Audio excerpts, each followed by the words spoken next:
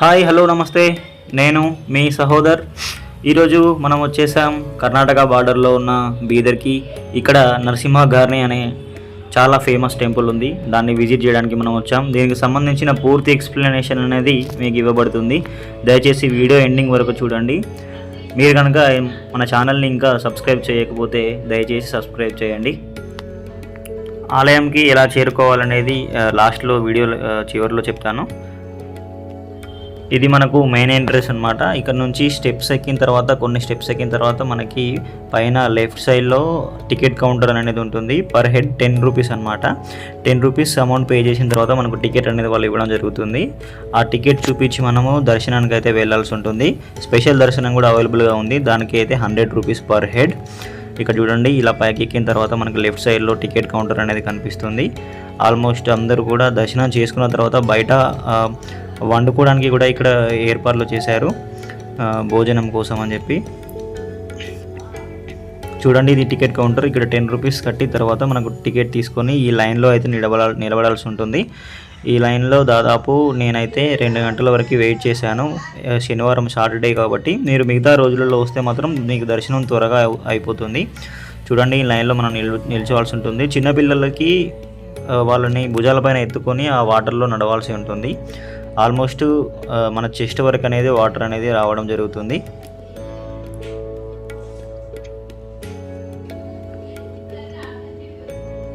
ఇక్కడ చూడండి, వినాయకుడు విగ్రహం అయితే మనకు స్టార్టింగ్లో కనబడుతుంది. దానికైతే దండం పెట్టుకొని లోపలికి వెళ్ళాల్సి ఉంటుంది. మనం కాసేపట్లో లోపలికైతే దిగబోతున్నాం. చిన్నపిల్లలకి ఇక్కడ గాలి ఆడట్లేదు, సో వాళ్ళు ఏడుస్తున్నారు అనమాట. సో మనం భయపడాల్సిన అవసరం ఏం లేదు. వాళ్ళు ఆక్సిజన్ పైప్స్ కూడా మనకు అరేంజ్ చేశారు రీసెంట్గా దేవస్థానం వల్ల. అయితే చూడండి, మనం ఇప్పటికీ అయితే లోపలికి ఎంట్రీ అవుతున్నాం. ఆల్మోస్ట్ అందరూ కూడా వాటర్లో నడుస్తూనే ఉన్నారు. చిన్నపిల్లల్ని భుజాలపైన ఎత్తుకొని అయితే వాళ్ళ పేరెంట్స్ అనేది నడుస్తూ ఉన్నారు. ఈ వాటర్లో మనం దాదాపు 300 మీటర్లు నడవాల్సి ఉంటుంది. 2-3 మనకి సెక్యూరిటీ గార్డ్ లాగా కూడా మనకి వర్క్ చేయడానికి ఇక్కడ ఉన్నారు, మనకు సలహాలు ఇవ్వడానికి, ఇలా వెళ్ళాలి ఇలా వెళ్ళకూడదు అని చెప్పి. ఆల్మోస్ట్ ఇదే గుహ అండి, మనకి 300 మీటర్ల వరకు ఉంటుంది. ఈ 300 మీటర్లు నడిచిన తర్వాత మనం దైవ దర్శనం అయితే చేసుకుంటాము శ్రీ లక్ష్మీ నరసింహస్వామిని. చూడండి, వాటర్ అనేది ఆల్మోస్ట్ నా చెస్ట్ వరకు వచ్చేసింది. చిన్నపిల్లలు అయితే మునిగిపోతారు.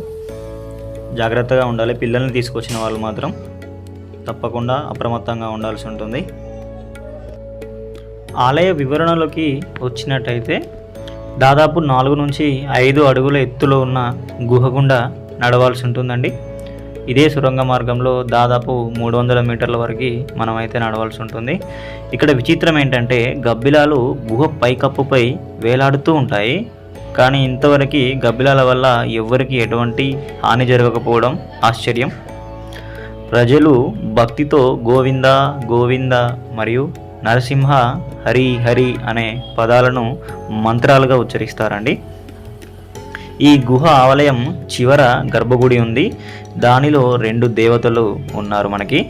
ఒకరు స్వయంభుగా మన నరసింహస్వామి మరియు ఇంకొకరు జురాసుర లేదా జలాసుర అనే రాక్షసుడు పూజించిన ఒక శివలింగం ఉందండి. అక్కడ చాలా తక్కువ స్థలం ఉన్నందున దాదాపు 8 మంది మాత్రమే నిలబడడానికి ప్లేస్ ఉందండి. మిగతా వాళ్ళంతా ఇలా వాటర్లో వెయిట్ చేస్తూ ఉండాలన్నమాట. చూడండి, ఇక్కడికి వచ్చిన వాళ్ళందరూ కూడా వాటర్లో మునుగుతారు. అలా మునిగి కంప్లీట్ మనం మొత్తం వాటర్తో మాత్రమే దర్శించుకోవాల్సి ఉంటుంది ఇక్కడ నరసింహస్వామిని. ఈ ఆలయాన్ని ముఖ్యంగా ఎవరికైతే పిల్లలు పుట్టకుండా ఉంటారో ఆ జంట ఇక్కడికి వచ్చి సందర్శించుకోవడం వల్ల వాళ్ళకి సంతానం కలుగుతుంది అనేది చాలా గట్టిగా నమ్ముతారండి.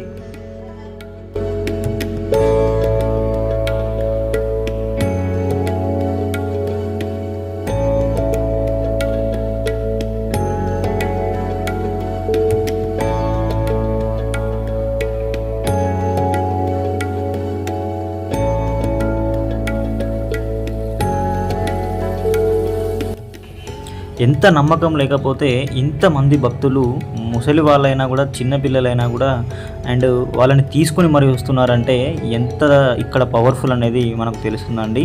చూడండి, ఈ అమ్మ నరసింహస్వామి నరసింహస్వామి అనే జపం చేసుకుంటూ దేవుడు వస్తుంది అని అంటారు కదండి, అలా వాటర్ అనేది వెనకాలకి చల్లుకుంటూ ముందుకు వెళ్ళిపోతూ ఉంది.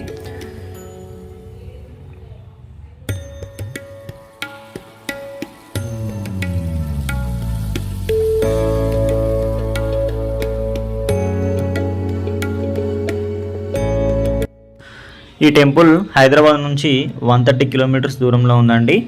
కర్ణాటక బార్డర్లో ఈ టెంపుల్ అనేది ఉంది. మల్కాపూర్ రోడ్ NH 161B మంగల్పేట పాకల్వాడ అనే విలేజ్లో ఈ టెంపుల్ అనేది ఉంది.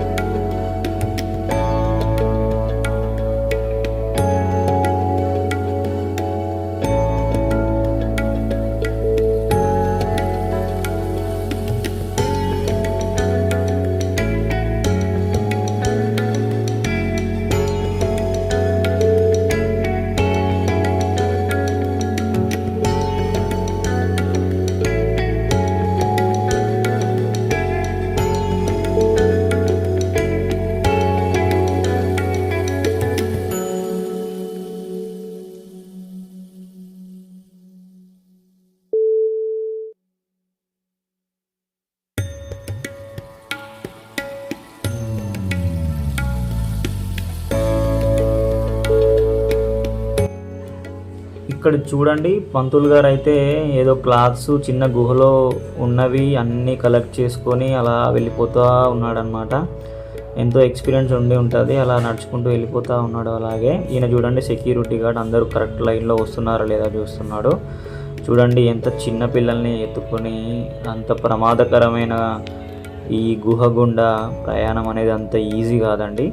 వెళ్ళే వాళ్ళు ఎవరైనా వచ్చేవాళ్ళు ఉంటే ఖచ్చితంగా ఇవన్నీ విషయాలు దృష్టిలో పెట్టుకొని రండి. అంత ఈజీగా అయితే లేదు, ఇది ఒక అడ్వెంచర్ లాగా ఉంది అన్నమాట.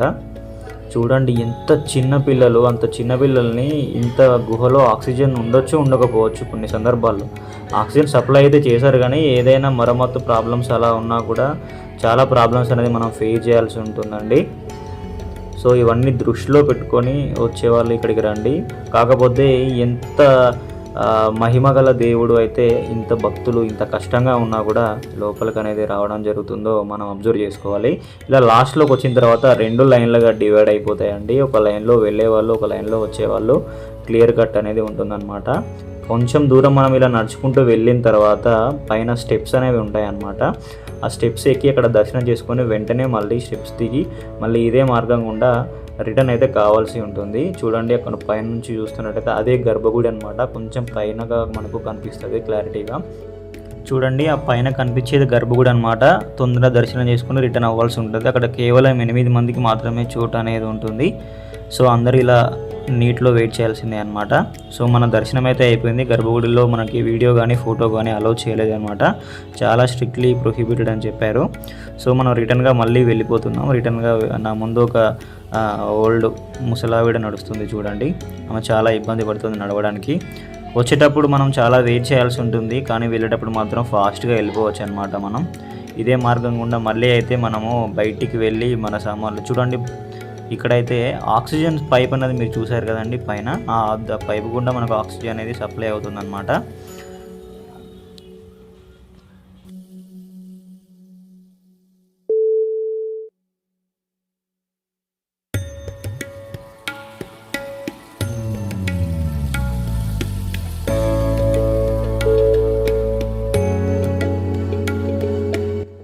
మొత్తానికి దర్శనం అయితే అయిపోయి మనం ఎలాగోలా బయటకు వచ్చేసామండి. సో ఇక్కడ పైనకి వచ్చేసిన తర్వాత ఏదో చేస్తున్నారండి. 2 ముసలి వాళ్ళు అలా పాక్కుంటూ నడుచుకుంటూ వెళ్తున్నారు. చూడండి, ఇక్కడ ఒక ఆయన కూడా ఉన్నారు. ఇలా అలా పడుకున్నాడు ఆయన ఎందుకు అని అడిగితే అలా పాక్కుంటూ దర్శనం వరకు వాటర్ వరకు వెళ్తారనమాట. ఇది మనకి స్వామివారి పాదాలు. ఈ వీడియో ఇక్కడ నుంచి మనం ఎంట్రీ అయ్యాం కదండి, మళ్ళీ ఎగ్జిట్ కూడా అలాగే ఉంటుంది.